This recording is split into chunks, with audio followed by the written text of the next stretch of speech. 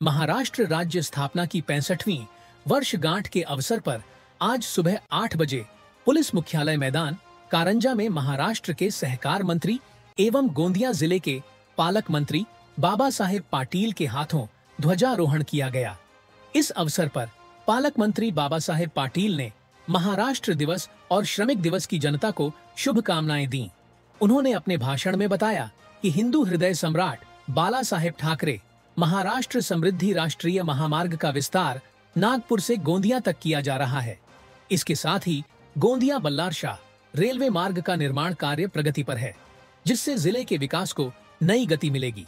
राष्ट्रीय पंचायत राज पुरस्कार 2023 से 24 में सड़क अर्जुनी तालुका की डव्वा ग्राम पंचायत ने हवामान कशी विशेष पंचायत श्रेणी में देश भर में पहला स्थान प्राप्त कर राज्य का गौरव बढ़ाया है।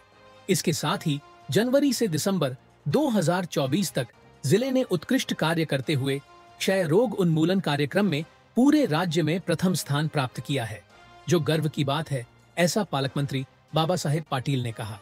जिले की 12,000 प्राथमिक आरण सहकारी संस्थाओं का संगलीकरण किया जा रहा है, जिनमें 121 सहकारी संस्थाएं शामिल हैं।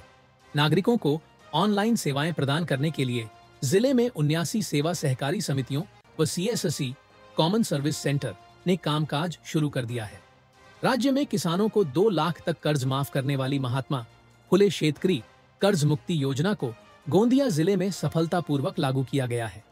इस योजना के अंतर्गत अब तक जिले के 23,000 किसानों को 67 करोड़ 33 लाख का लाभ दिया गया है, ऐसा पालक मंत्री ने अपने भाषण में बताया।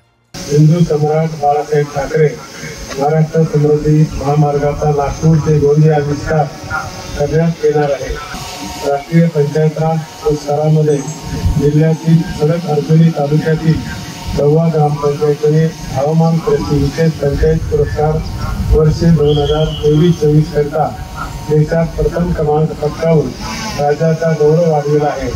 तसेच जानेवारी ते डिसेंबर 24 या कालावधीत राष्ट्रीय क्षयरोग दूरीकरण कार्यक्रम अंतर्गत जिल्ह्याने उत्तम कामगिरी केल्याबद्दल राष्ट्रीय क्षयरोग नियंत्रण कार्यक्रमात गोंदिया जिल्हा राज्यात प्रथम ठरला, हे जिल्ह्यासाठी गौरवाची बाब आहे। सहकार विभागामार्फत राज्यातील 12,000 प्राथमिक कृषी पतपुरवठा सहकारी संस्थेचे संगणकीकरण करण्यात येणार असून गोंदिया जिल्ह्यातील 121 सहकारी संस्थांचा यात समावेश आहे। जिल्ह्यातील नागरिकांना ऑनलाईन सुविधा पुरवण्याकरिता 79 सेवा सहकारी संस्थेकडे CSC सेंटरची कामकाज प्रत्यक्षात सुरू झालेले आहे। राज्यातील शेतकऱ्यांना 2 लाख रुपयापर्यंतचे कर्ज माफ करणारी महात्मा फुले ज्योतिराव फुले शेतकरी कर्ज मुक्ती योजना आपल्या जिल्ह्यात यशस्वीपणे राबवली आहे। या योजनेत आतापर्यंत 23,000 शेतकऱ्यांना 73 कोटी 63 लाख रुपयांचा लाभ देण्यात आला आहे। शासकीय आधारभूत किंमत धान खरेदी योजनेअंतर्गत खरीप पणन हंगाम 2024-25 मध्ये 191 धान खरेदी केंद्रामार्फत 78,354 शेतकऱ्यांना 24,67,572 क्विंटल धानाची खरेदी करण्यात आली।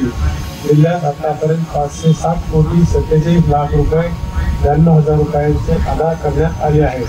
प्रधानमंत्री किसान सन्मान निधी योजनेअंतर्गत शेतकऱ्यांना प्रतिवर्षी 6,000 रुपये 3 टप्प्यामध्ये प्राप्त होत असून या योजनेचा 19वा हप्ता माननीय पंतप्रधान यांच्या हस्ते 24 फेब्रुवारी रोजी 25/2000 जिल्ह्यात 2,23,428 शेतकऱ्यांना वितरित करण्यात आला आहे। उपस्थित सर्वांना पुनश्च एकदा महाराष्ट्र दिन व कामगार दिनाच्या हार्दिक शुभेच्छा। जय हिंद, जय महाराष्ट्र।